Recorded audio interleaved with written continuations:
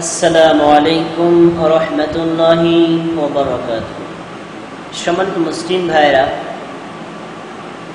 সালাত নামক শ্রেষ্ঠ ইবাদতটি অবশ্যই রাসূলের তরিকা অনুযায়ী সম্পাদন করা প্রত্যেক মুসলিমের জন্য বাধ্যতামূলক।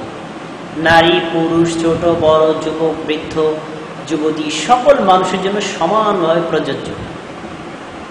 এই জন্যই রাসূলুল্লাহ সাল্লাল্লাহু আলাইহি ওয়াসাল্লাম বলেছেন, সহিহুল বুখারী 631 নম্বর হাদিস, কিতাবুল আযানের মধ্যে মালিক ইবনে হুয়াইরিস রাদিয়াল্লাহু তাআলা আনহু বলেন, রাসূল সাল্লাল্লাহু আলাইহি ওয়াসাল্লাম বলেছেন, সাল্লু কামা রাআইতুমুনি উসাল্লি, তোমরা ওইভাবে সালাত আদায় করো যেভাবে আমাকে সালাত আদায় করতে দেখেছো। সাল্লু, তোমরা সালাত আদায় করো, কামা রাআইতুমুনি উসাল্লি, আমাকে যেভাবে সালাত আদায় করতে দেখছো। তার মানে প্রত্যেক মুসলিমের জন্য জরুরি এবং বাধ্যতামূলক হলো সালাতের যাবতীয় তরিকা রাসূল সাল্লাল্লাহু আলাইহি ওয়াসাল্লাম থেকে গ্রহণ করবে। কোন মাযহাব, ফিরকা, দল, ইমাম, পীর, বুজুর্গ, সুফি, সন্ন্যাসী, আলেম, ওলামা, মুফতি, মাওলানা কারো দেখানো তরিকা অনুযায়ী হবে না, অবশ্যই একমাত্র রাসূল সাল্লাল্লাহু আলাইহি ওয়াসাল্লামের দেখানো তরিকা অনুযায়ী হতে হবে। তিনি বললেন, আমাকে তোমরা যেভাবে সালাত আদায় করতে দেখেছো সেভাবে সালাত আদায় করো। প্রিয় মুসলিম ভাইরা, অত্র হাদিসটি থেকে একটা প্রশ্ন উত্থাপিত হতে পারে, সেটি হল এই, রাসূল সাল্লাল্লাহু আলাইহি ওয়াসাল্লাম সাহাবীদেরকে বললেন, আমাকে তোমরা যেভাবে সালাত আদায় করতে দেখেছো সেভাবে সালাত আদায় করো। হয়তোবা এই হাদিসটি তাদের জন্য প্রযোজ্য, আমাদের জন্য প্রযোজ্য নয়। কেন? এটা এজন্যই যে তারা রাসূল সাল্লাল্লাহু আলাইহি ওয়াসাল্লামকে সরাসরি দেখেছেন, কিভাবে তারা রাসূল সাল্লাল্লাহু আলাইহি ওয়াসাল্লাম আদায় করেছেন। আমরা তো এখন রাসূল সাল্লাল্লাহু আলাইহি ওয়াসাল্লাম দেখতে পাচ্ছি না, তিনি তখন মৃত্যুবরণ করেছেন, কবরে শায়িত রয়েছেন। আমরা এখন কিভাবে দেখব আর সালাত আদায় করব? উত্তর একেবারে সহজ। উত্তরটা একেবারে সহজ হল এই, রাসূলুল্লাহ সাল্লাল্লাহু আলাইহি ওয়াসাল্লাম কোন তরিকায় সালাত আদায় করেছেন, শুধু সালাত নয়, যাবতীয় ইবাদতগুলো সম্পাদন করেছেন, সেটি রাসূল সাল্লাল্লাহু আলাইহি ওয়াসাল্লাম এখন জীবিত না থাকলেও তার পুঙ্খানুপুঙ্খ সুবিস্তারিত বিবরণ হাদিসের কিতাবগুলোতে রয়েছে।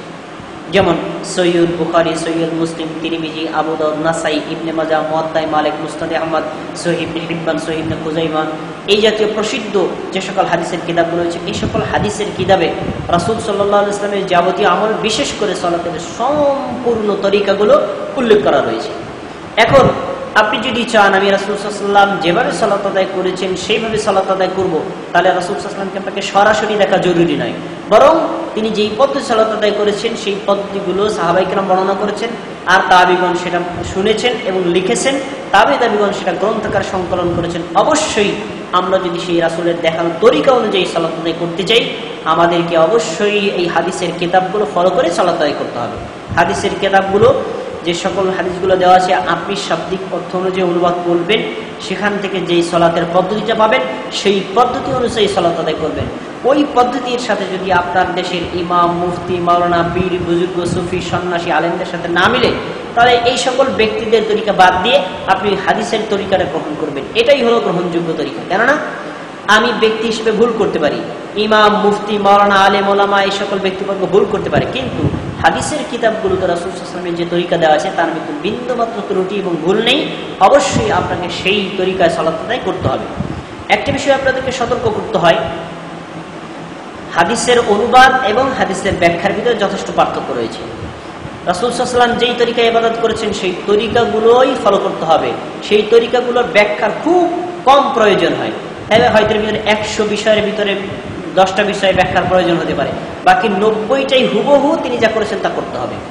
যেই 10টা হয়তো ব্যাখ্যার প্রয়োজন রয়েছে সেই 10টা আমরা আলেম ওলামাদের থেকে সহযোগিতা নিতে পারি, কিন্তু বাকি যে কর্মগুলো রয়েছে অবশ্যই আমাদেরকে রাসূল সাল্লাল্লাহু আলাইহি ওয়াসাল্লামের তরিকা অনুযায়ী করতে হবে। কিন্তু এই অনেকেই রয়েছেন যারা হাদিসের কিতাবগুলো পড়েন, হাদিসের অর্থগুলো পড়েন, কিন্তু তাদের মন মতো ইচ্ছা মতো ব্যাখ্যা করে হাদিসের অনুবাদগুলো বাদ দেন, রাসূল সাল্লাল্লাহু আলাইহি ওয়াসাল্লামের তরিকা বাদ দিয়ে নিজেদের মাযহাবী তরিকা বাঁচানোর চেষ্টা করেন, তারপরে নিজেদের ইমামের তরিকা বাঁচানোর চেষ্টা করেন এবং সেই পদ্ধতির লোকদেরকে আমল করতে উৎসাহিত করেন। এই জাতীয় যে সকল কর্ম সম্পাদন করবে আপনারা তাদের কথা বাদ দেওয়ার চেষ্টা করবেন। এই জন্য হাদিসের ব্যাখ্যার চাইতে অনুবাদটা আমাদের বেশি ফলো করতে হবে, রাসূল সাল্লাল্লাহু আলাইহি ওয়াসাল্লাম কোন তরিকায় সালাত আদায় করেছেন সেটা জানার জন্য।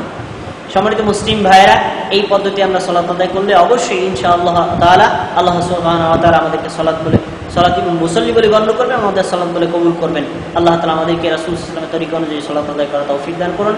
আসসালামু আলাইকুম ওয়া রাহমাতুল্লাহি ওয়া বারাকাতুহু।